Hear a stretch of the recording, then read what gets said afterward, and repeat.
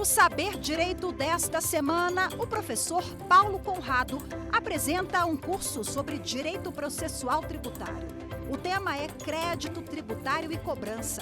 O professor aborda a execução fiscal como meio de expropriação, a cautelaridade na cobrança e a defesa do contribuinte na cobrança do crédito tributário. Veja a aula 4.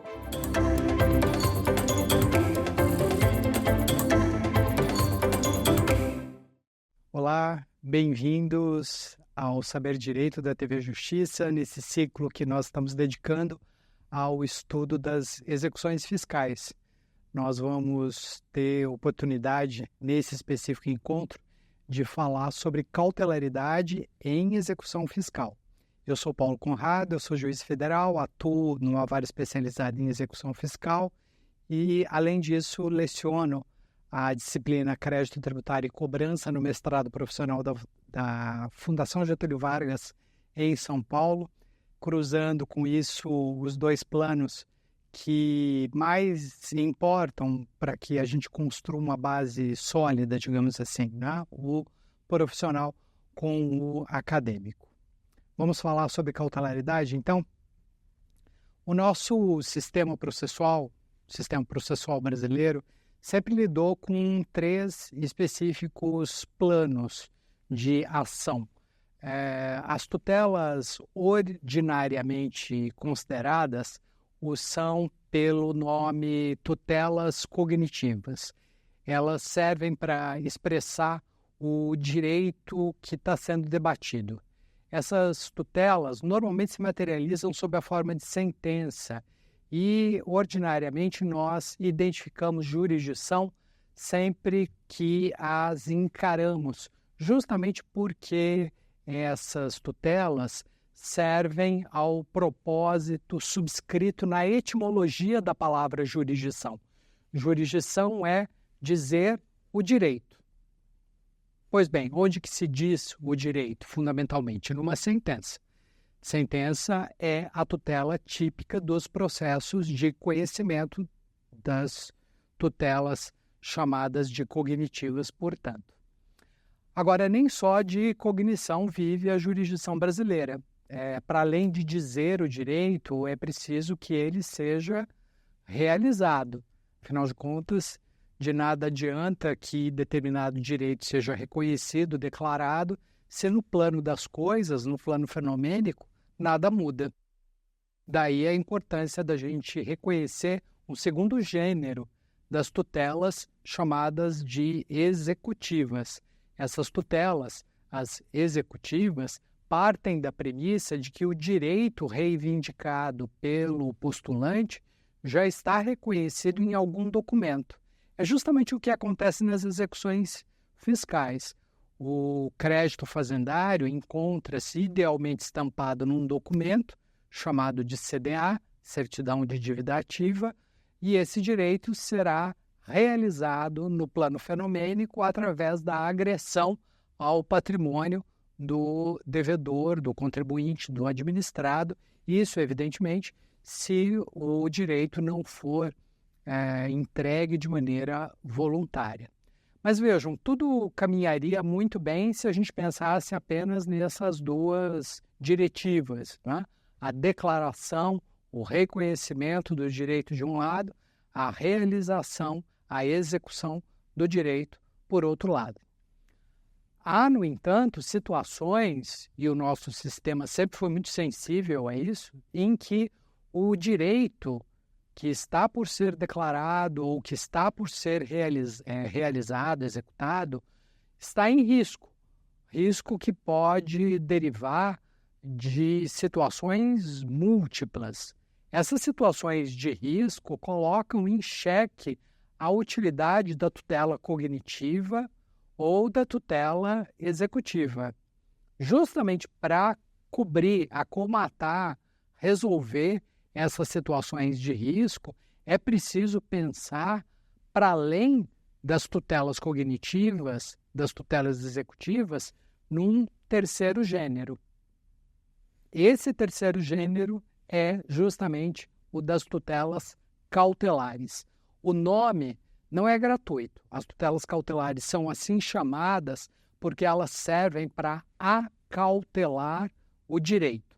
Elas não servem para declarar o direito de uma maneira definitiva. Tampouco servem para entregar o bem da vida de uma maneira definitiva. Elas servem apenas para proteger, resguardar, acautelar o bem da vida, o direito que está sendo discutido numa ação de conhecimento ou numa ação de execução, até que essas ações se esgotem.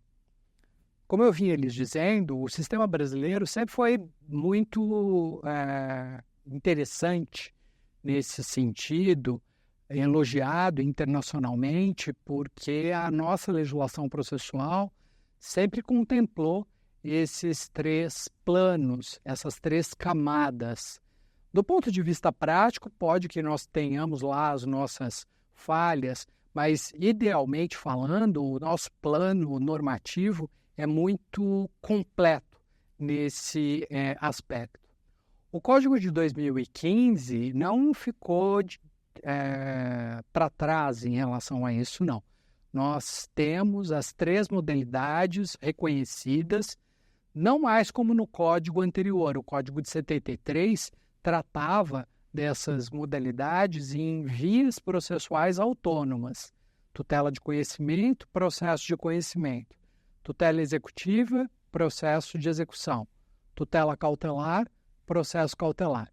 O Código de 2015 não trabalha mais com essa ideia de correspondência, processo, tutela, processo, tutela, processo, tutela. Mas isso não significa que ele tenha eliminado essa tricotomia básica que é o sustentáculo da rigidez do nosso sistema.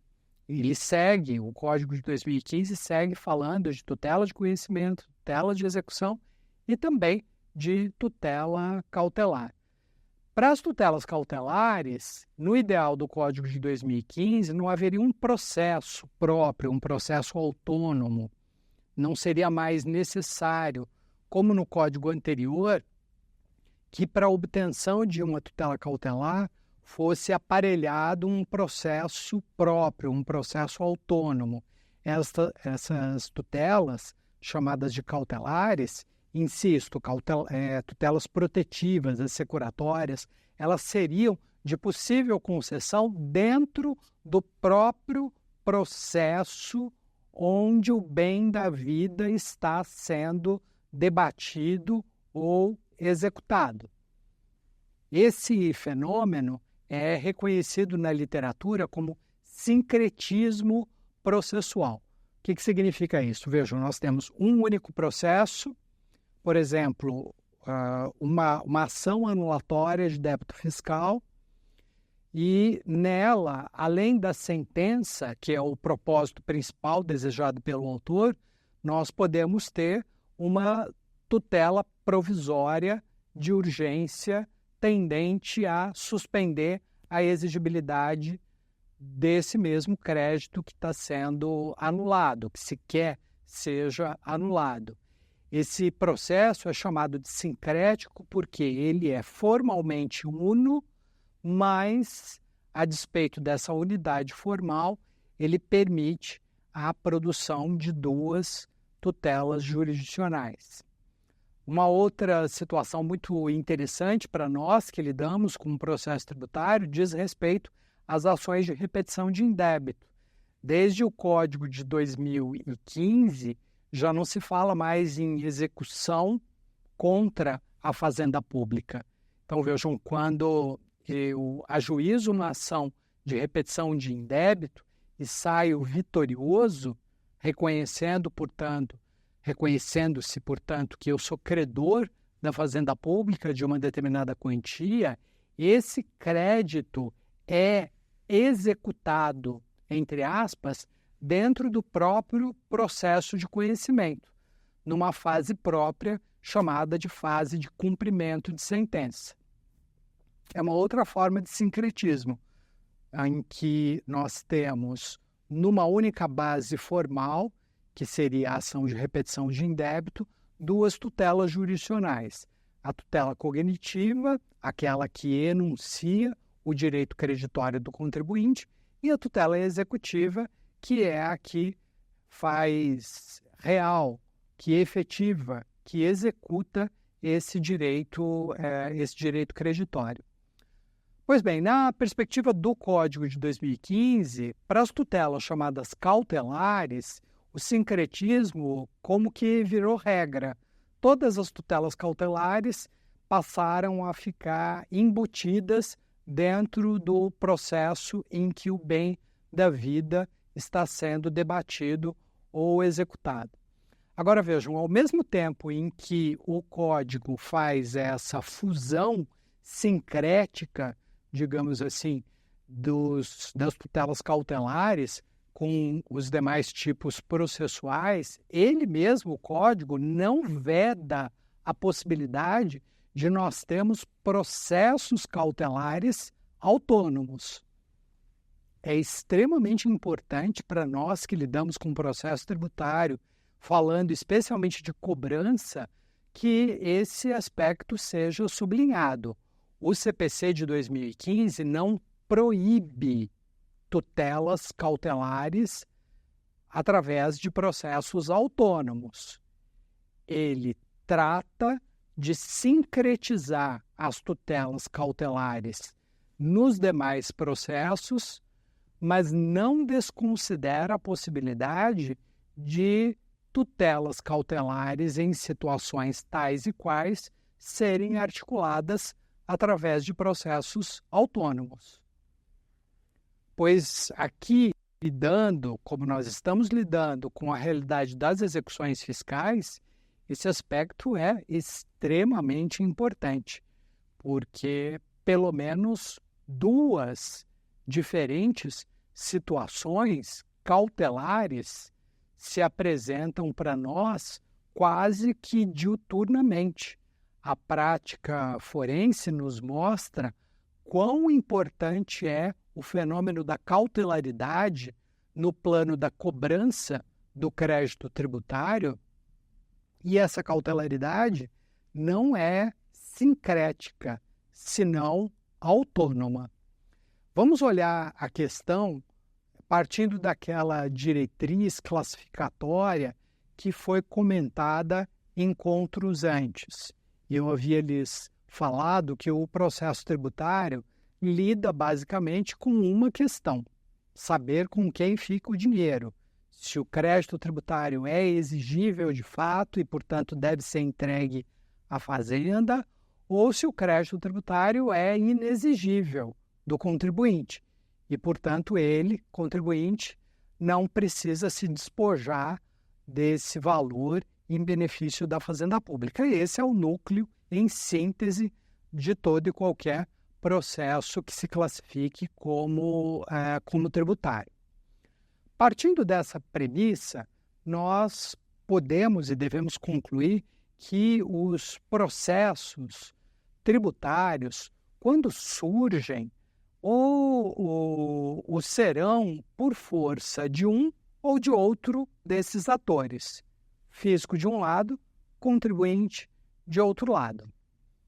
Nós podemos e devemos falar em processos exacionais de um lado, quando a iniciativa na propositura da demanda é do fisco.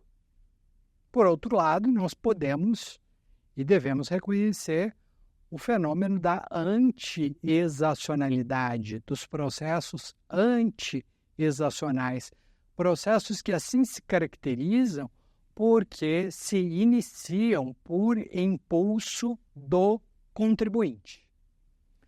Basicamente, os processos exacionais servem para exigir crédito.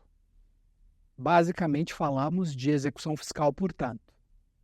Por outro lado, os anti-exacionais são processos que servem para desconsiderar, desconstituir a exigibilidade de determinado crédito, posto ou pressuposto, já constituído ou por ser constituído.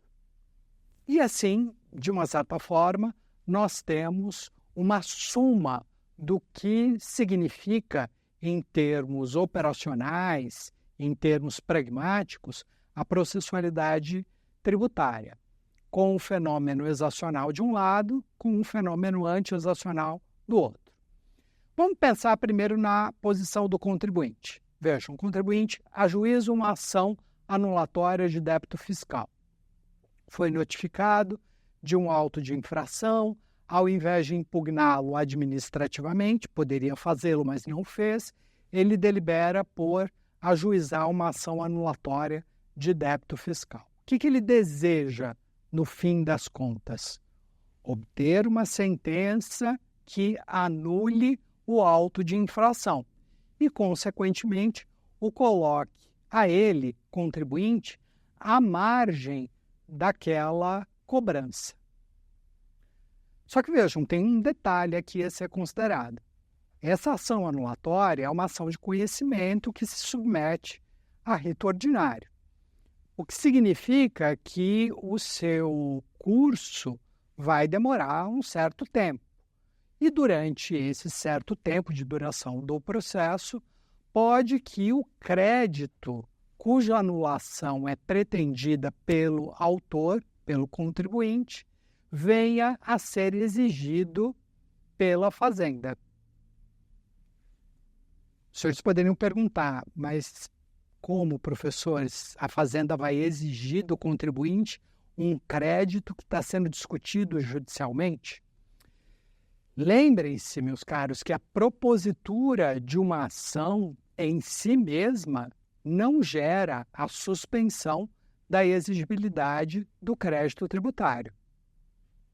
Isso significa que, se proposta a ação e a Fazenda ficar inerte, confiando que a questão está suspensa até a solução da ação anulatória, solução definitiva, pode que transcorra o prazo de prescrição quinquenal, pode que transcorram 5 anos.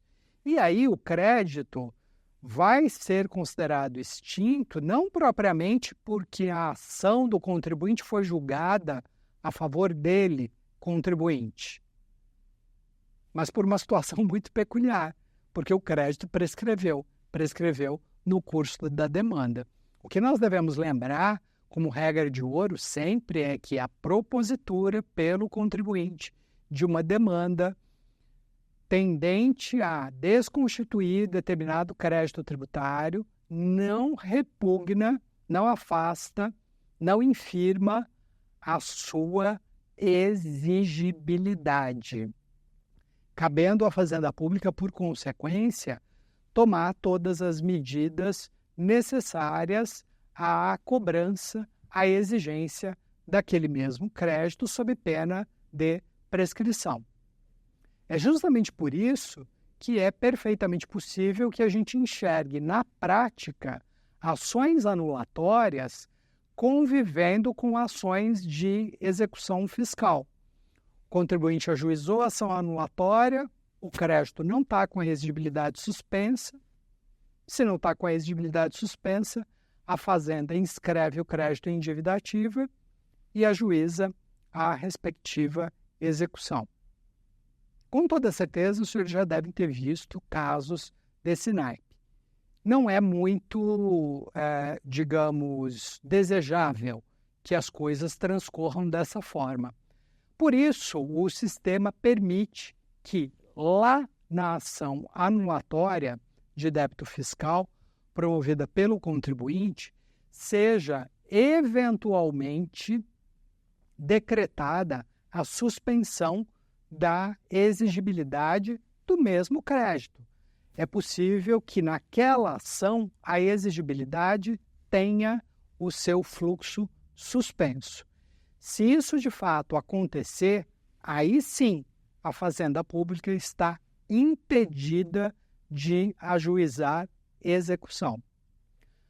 Agora vejam, para que o contribuinte obtenha essa solução, para que ele, paralelamente, ou melhor, no bojo da ação anulatória obtenha a paralela suspensão da exigibilidade do crédito, ele vai ter que, de duas, uma, ou depositar o montante integral do crédito, nos termos do artigo 151 do CTN, ou então obter uma tutela cautelar que assim determine.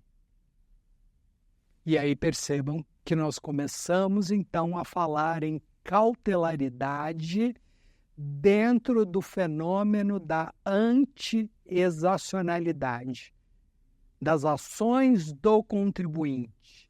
Para que serve uma tutela cautelar no bojo de uma ação promovida pelo contribuinte? Vejam, basicamente para obter a suspensão da exigibilidade enquanto a ação tramita.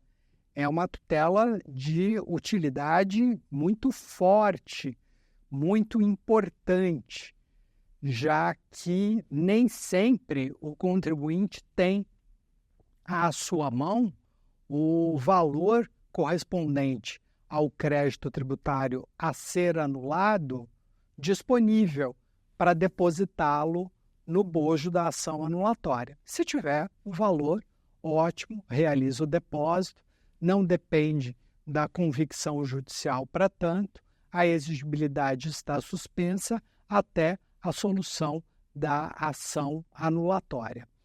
Quando isso não acontece, no entanto, é preciso que ele, contribuinte, percorra um caminho nem sempre muito linear, nem sempre muito tranquilo, o caminho das tutelas cautelares voltadas à suspensão da exigibilidade. E como é que ele obtém essa espécie de provimento jurisdicional?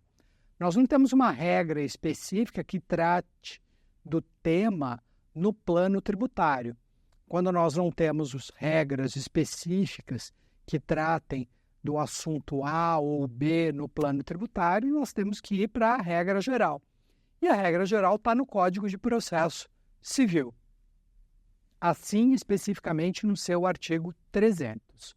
Agora, vejam, para aqueles que estão habituados com o direito processual, falar do artigo 300 do Código de Processo Civil de 2015 é o mesmo que falar do fenômeno da cautelaridade desde o Código de 39, do Código de 73, nada mudou. Para que se obtenha tutela cautelar, é preciso o cumprimento de dois específicos requisitos. O primeiro deles, periculo in mora, risco de lesão. O segundo deles, a plausibilidade do direito reivindicado pelo autor da ação. Então vejam, no exemplo que eu estava trabalhando com vocês, com os senhores, nós tínhamos uma ação anulatória de débito fiscal promovida pelo contribuinte em função de uma exigência que está materializada num lançamento de ofício. O contribuinte alega que o crédito foi apurado com base em um valor indevido. Questiona a base de cálculo tomada como referencial pelo auditor e pede, com isso, a desconstituição do lançamento de ofício. Esse é o tema que foi por ele vertido. Para obter uma potencial tutela suspensiva da exigibilidade numa situação como essa, seria necessário que ele, contribuinte, tomando a questão que constitui o pano de fundo da demanda, não é? O questionamento da base de cálculo do tributo que está sendo exigido. Seria necessário que ele demonstrasse em nível de aparência, em nível de plausibilidade, em nível de fumaça, como se usa dizer, que há, de fato, um problema na base de cálculo do tributo. Evidentemente que essa é uma demonstração que se exige do contribuinte seja feita num plano superficial, não num plano profundo, Por isso que se fala em demonstração em nível de fumaça, não em nível profundo.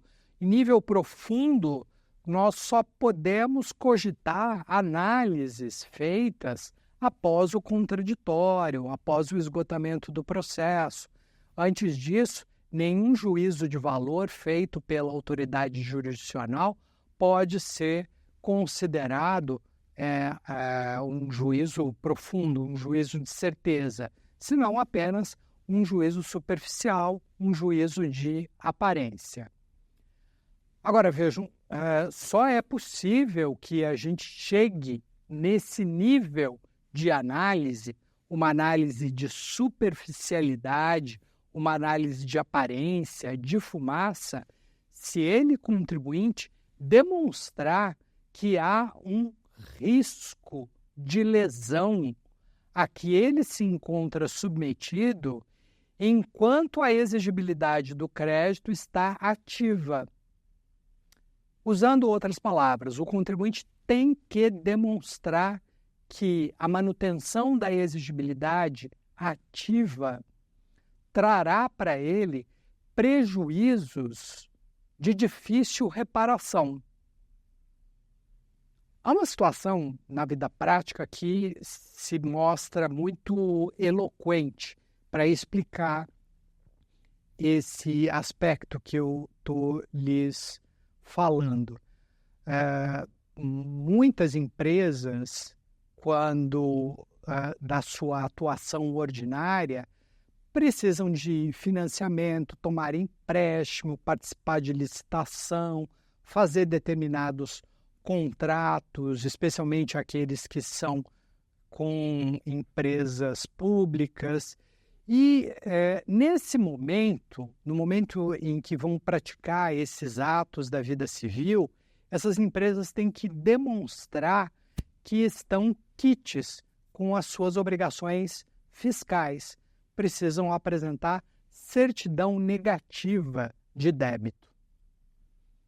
Muito bem, se a empresa X não pagou determinado tributo, ela está discutindo esse tributo, mas não tem provimento suspensivo de exigibilidade, isso significa que o tributo está ativo.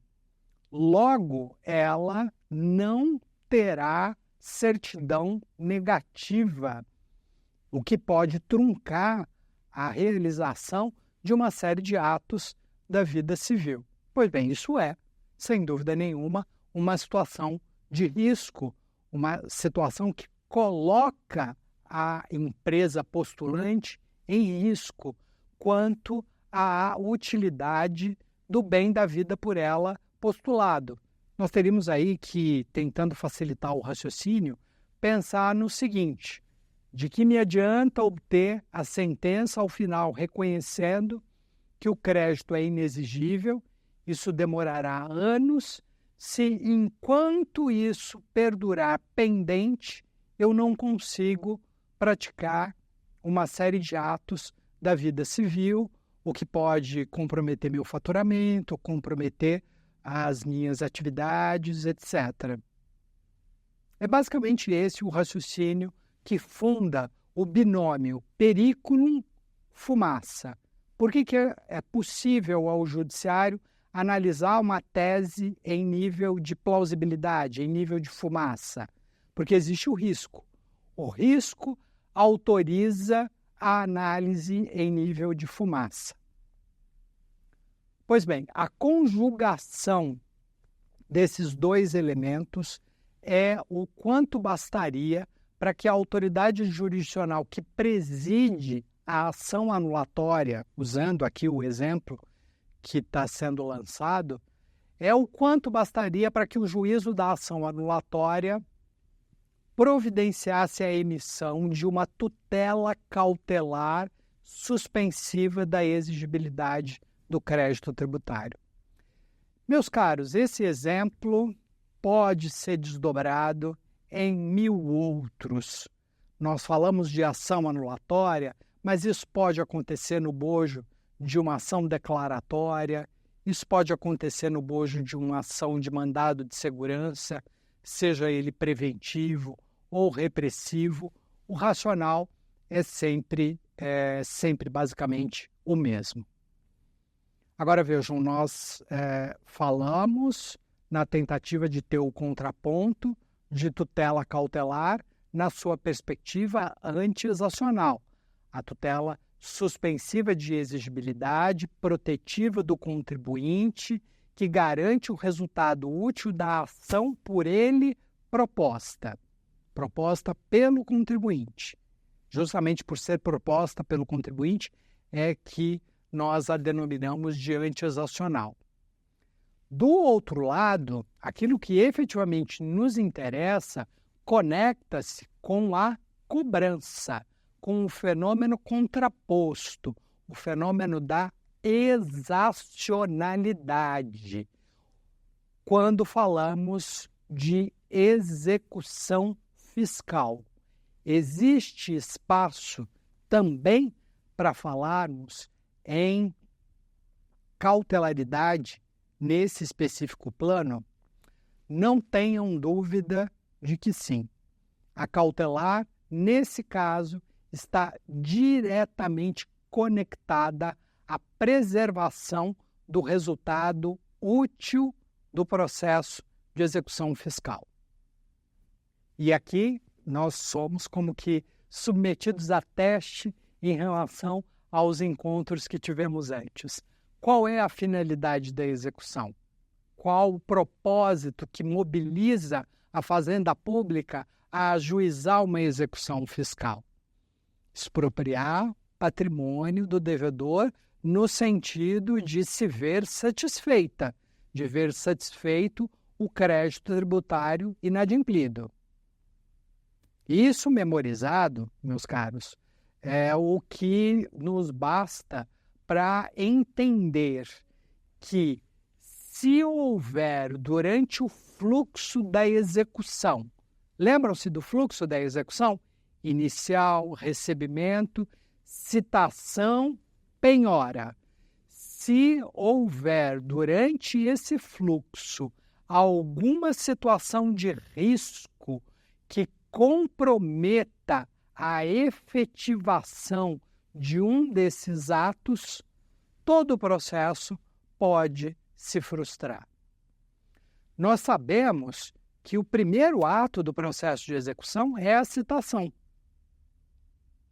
além, obviamente, do recebimento da inicial, né? Então, supondo que a inicial tenha sido recebida, o ato que inaugurará o processo é o de citação. Agora, como citar se o devedor está se ocultando? A ocultação do devedor pode, de fato, trazer um comprometimento do fluxo do processo e, consequentemente, de todo o resultado por ele postulado. Agora, há outras situações. Vejam, o contribuinte pode ter se permitido citar, mas basta a citação para que o resultado útil do processo, que é a satisfação da fazenda, se materialize? Evidentemente que não. O contribuinte é citado para pagar ou oferecer garantia. Imagine que ele não faça nada, nem pague, nem ofereça garantia. Nós já sabemos qual é o caminho que deve seguir o processo nessa situação. Vamos para a penhora. Penhora prioritária qual é? Sobre ativos financeiros. Agora imaginem que esse sujeito, que esse devedor, tenha ocultado todo o seu patrimônio, não seja localizado.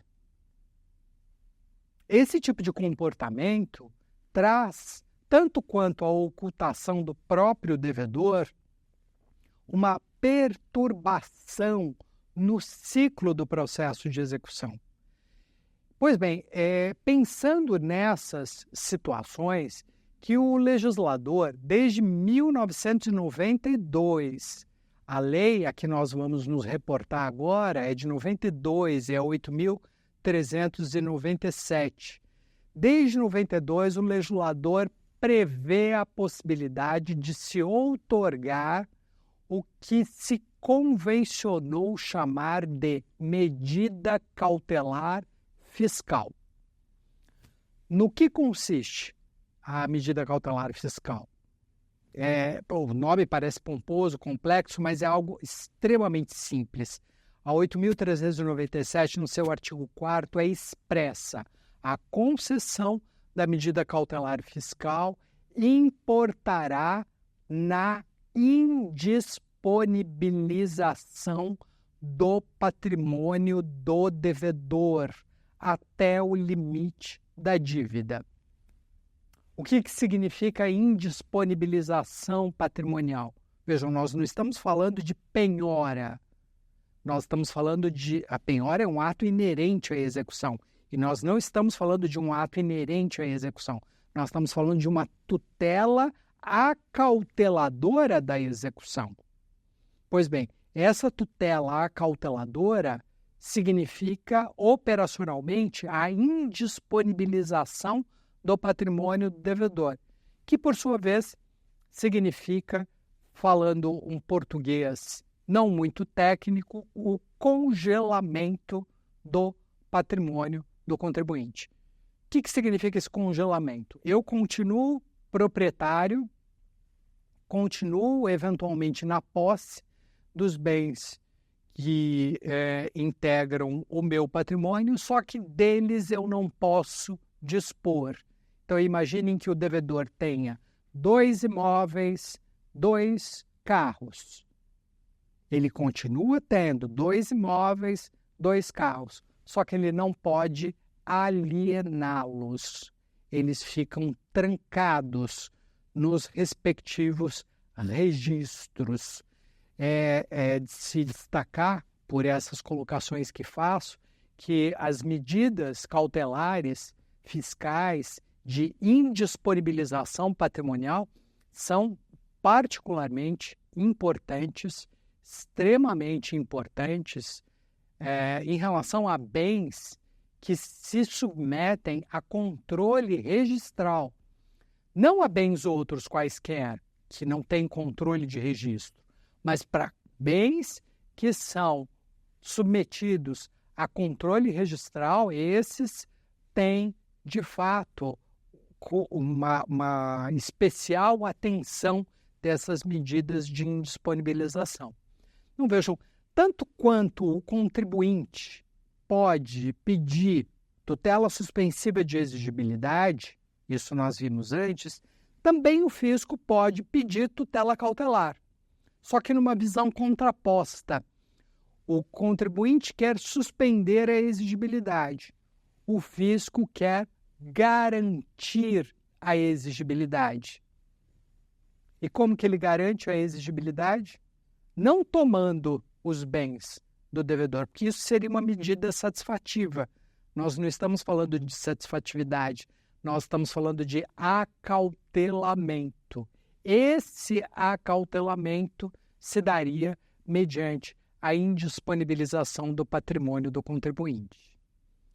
Dentro desse contexto, um detalhe importantíssimo, aqui eu deixaria a atenção redobrada, meus caros, para as tutelas de que nós estamos falando, essas fiscais, chamadas de medidas cautelares fiscais. Os requisitos do artigo 300 têm que ser adaptados, porque a lei de regência da medida cautelar fiscal, a Lei 8.397 de 92, trata dos requisitos da cautelaridade fiscal de uma maneira específica, particular. O artigo 300, regra geral. O artigo 2º da Lei 8.397 tem redação própria. Então, vejam, aquele que postular a obtenção de uma medida cautelar fiscal deve demonstrar periculo in mora. Ok? Quanto a isso, igual como nas ações antiexiacionais que nós mencionamos antes. Só que o periculo in mora, no caso específico das cautelares fiscais, tem conteúdo igualmente específico. E onde que está esse conteúdo? Basicamente, no artigo 2º da 8.397. A questão é delicada, mas ao mesmo tempo ela é fácil de ser resolvida, porque basta consulta à lei, especificamente ao seu artigo 2º, para nós descobrirmos se a situação concreta, eventualmente focalizada, está ou não está dentro dos limites estabelecidos na lei. Isso significa que a Fazenda Pública não pode pedir indisponibilização cautelar dos bens do devedor sob qualquer motivo. Ela tem que pedir sempre calcada numa das hipóteses do artigo 2º da Lei 8.397 de 92. Esse dispositivo ele sofreu alterações no decorrer do tempo, mas a consulta na sua versão atualizada, sempre disponível nos sites oficiais, nos dá conta exatamente de todos os casos de periculo in mora que a situação suscitaria. E aí, com isso, percebam, nós teríamos como que um balanceamento. Cautelaridade A para o contribuinte? A. Cautelaridade A para o fisco? A. Cada qual operando num plano. Cautelaridade anti-exacional do contribuinte para suspender a exigibilidade. Cautelaridade exacional, a do fisco, para garantir a exigibilidade do crédito, garantir o resultado útil da exigibilidade que vai ser alcançada no fim do processo de execução. Agora, como não poderia deixar de ser, temos um elemento, digamos assim, híbrido no meio dessa história toda. Seria muito simples se de fato nós tivéssemos uma cautelar com um modelo completamente exacional de um lado, uma outra cautelar com um perfil completamente anti-exacional do outro lado, e acabou-se a história. Não se acabou essa história, infelizmente. Nós temos um terceiro gênero aqui a ser comentado, muito interessante, já devidamente consagrado na jurisprudência. Não se trata aqui de uma teorização translocada, baseada em teses mirabolantes, senão em alguma coisa que está de fato assentada na jurisprudência do Superior Tribunal de Justiça.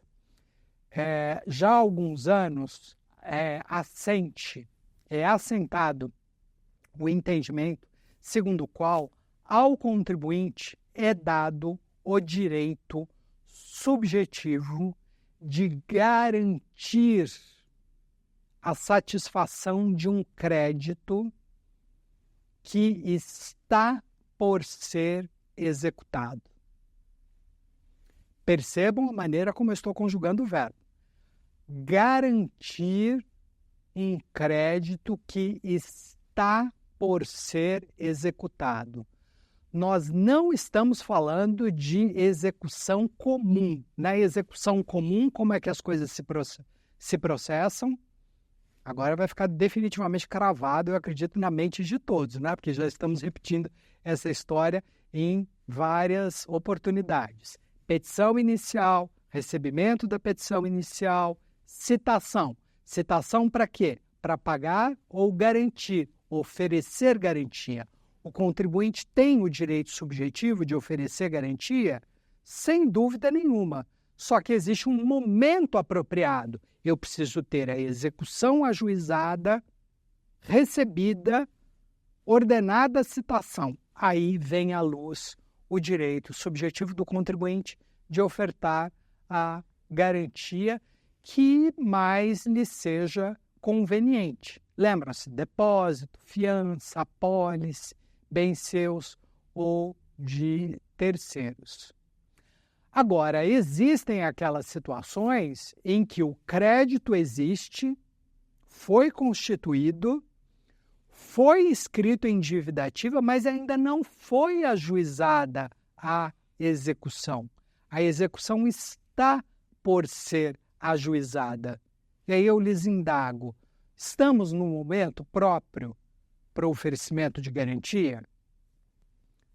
Numa visão bem linear, a resposta seria negativa.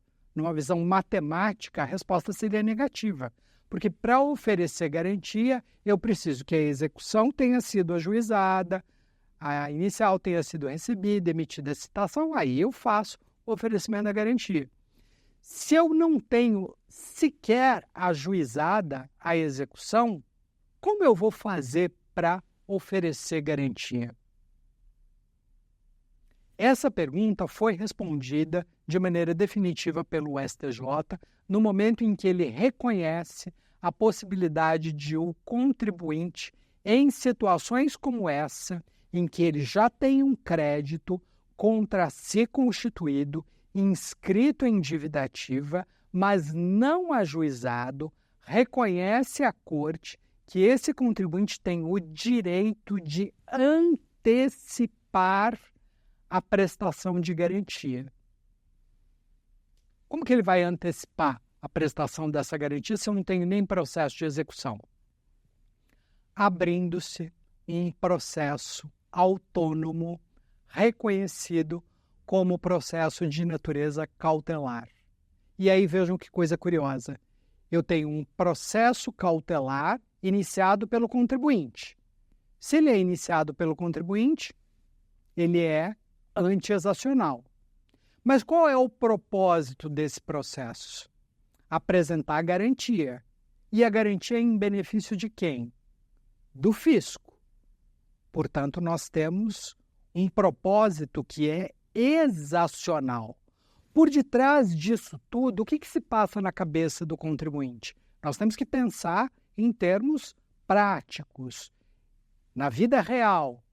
Por que o contribuinte caminha nessa direção? Por que ele usa essa estratégia?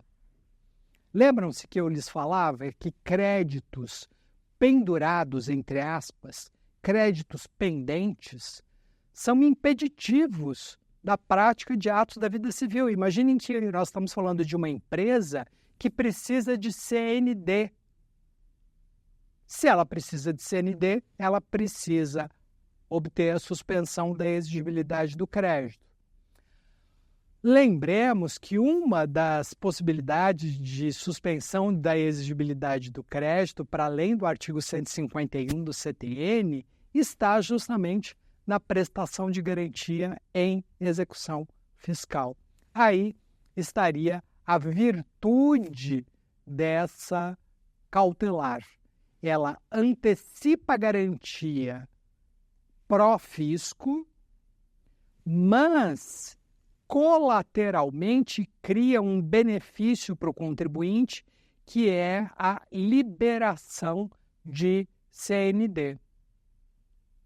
E aí nós concluímos a questão deixando no ar um ponto teoricamente curioso.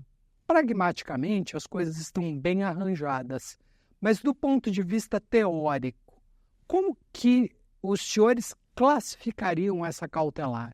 É uma cautelar exacional ou anti-exacional? Ou é, como eu lhes sugeri em princípio, uma cautelar híbrida, na medida em que mantém características ora de um lado, ora de outro lado?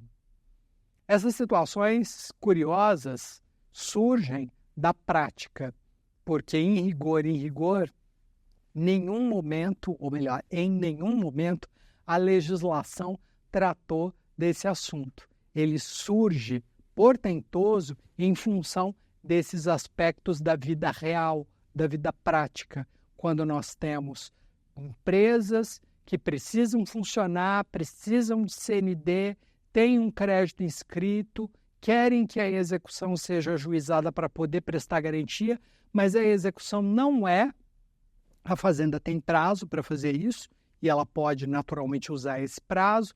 Como conciliar todos esses interesses? Pois bem, o fenômeno da cautelaridade vem à luz nesse terceiro gênero, digamos assim, híbrido, com características de lá, características de cá, fechando o quadro que nós abrimos e agora concluímos nesse específico encontro. E agora nós podemos partir para o quiz, então. Uma vez deferida a tutela provisória que suspenda a exigibilidade do crédito tributário, poderá ser ajuizada a execução fiscal em que situação? Sempre, ainda que a tutela esteja vigente. Somente depois de julgado o mérito da ação em que a tutela foi deferida. Tão logo a tutela seja cassada, ainda que a ação em que foi proferida continue em tramitação. E, por fim, somente depois do trânsito em julgado da ação em que foi proferida. Vamos ver a correta? Letra C. É isso mesmo. Tão logo a tutela seja cassada, ainda que a ação em que foi proferida continue em tramitação. O fato impeditivo na situação descrita pela questão da propositura da execução fiscal é justamente a tutela suspensiva da exigibilidade, o que significa, em rigor, que a proponibilidade da execução fiscal ressurge quando temos o afastamento dessa tutela, a cassação dessa tutela provisória. Vamos para a próxima?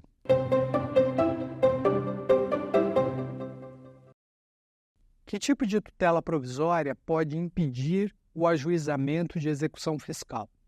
Tutela provisória de urgência e de evidência, tutela provisória de urgência somente, tutela provisória de evidência somente, tutela provisória de urgência antecipada somente.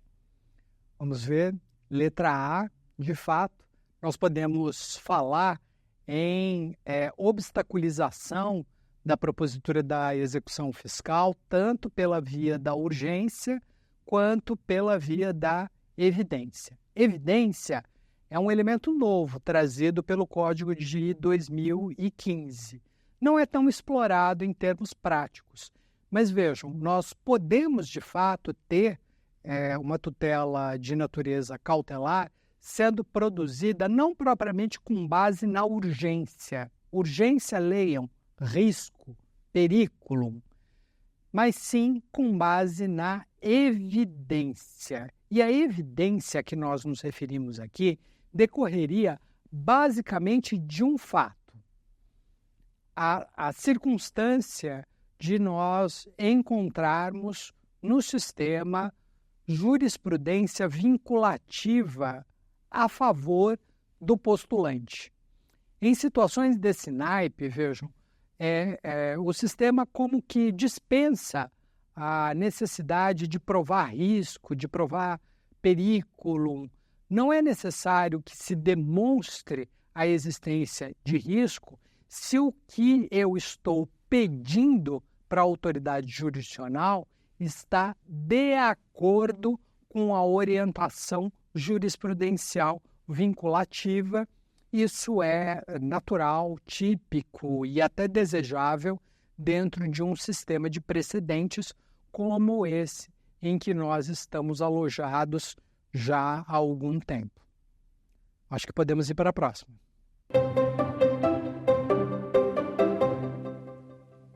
É correto afirmar que a propositura de ação anulatória após o ajuizamento da execução fiscal, primeiro, paralisa o curso da execução obrigatoriamente. B. Impede a realização da penhora na execução. C. Pode implicar litispendência com eventuais embargos à execução fiscal ofertados. D. Acarreta a extinção automática da execução fiscal. Correto é a letra C. De fato, a propositura de uma ação anulatória antes da execução fiscal, tivemos oportunidade de assim dizer, não é impeditiva da prática de atos de cobrança pela Fazenda. O que pode, de fato, acontecer é, no curso da cobrança, partamos da premissa, mais uma vez, de que a ação anulatória, salvo se houver depósito ou se houver tutela de urgência, né, a propositura por si da ação anulatória não obsta à exigibilidade do crédito. É natural esperar, portanto, que a Fazenda ajuize a execução. Ajuizada a execução, lembram-se, nós vamos ter a citação, prestação de garantia, e prestada essa garantia, pode que o contribuinte apresente embargos à execução. Esses embargos à execução, a não ser que tragam algum tema novo, podem representar uma mera replicação da ação anulatória anterior. E isso significaria, em tese, aquilo que o Código chama de litispendência. A anulatória pode, de fato, importar, a anulatória anterior à execução, né? Pode importar a verificação de litispendência com os embargos que seriam opostos no bojo da execução fiscal. É isso. Bom, meus amigos, fechamos o nosso encontro de hoje, mas ainda há mais para conversarmos a respeito de execução. Eu os espero no próximo. Até breve. Quer dar alguma sugestão de tema para os cursos do Saber Direito? Então mande um e-mail para a gente, saberdireito@stf.jus.br. Você também pode estudar pela internet. Acesse o nosso site radioetvjustiça.jus.br ou pode rever as aulas no canal do YouTube, @Rádio e TV Justiça.